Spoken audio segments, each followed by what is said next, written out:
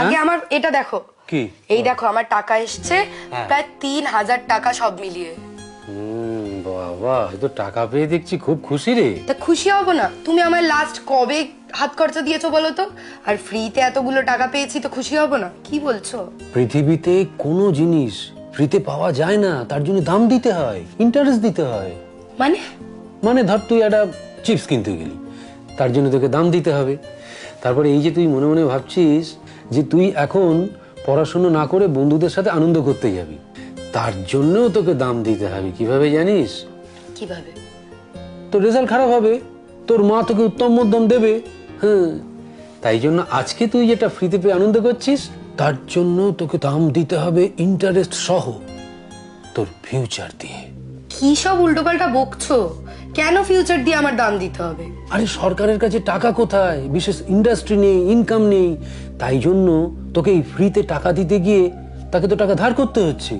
সেই ধার আজকে কোথায় গিয়ে দাঁড়িয়েছে জানিস? 8 লক্ষ কোটি টাকা। 8 লক্ষ কোটি টাকা? তবে এটা শোধ করবে কে? কেন আমরা বাংলার সাধারণ মানুষ শোধ করব? এই ধর হিসেব মতন যদি আমাদের বাংলায় 10 কোটি মানুষ হয়, তাহলে মাথা পিছু ঋণ কত দাঁড়াচ্ছে জানিস? 80,000 টাকা।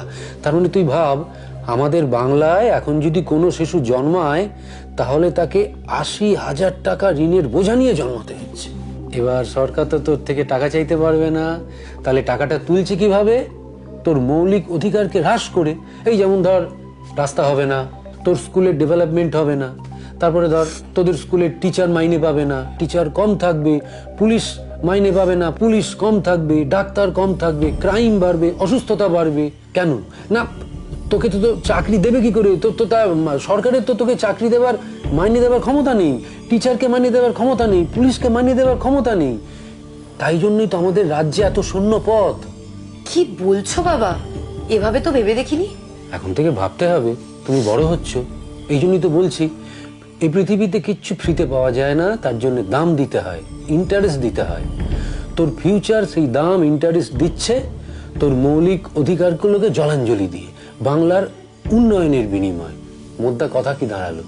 তুই তোর সমস্ত মৌলিক অধিকার জলাঞ্জলি দিয়ে প্রতি মাসে ইএমআই করছিস, বুঝলি? জেগে ওঠো বাঙালি।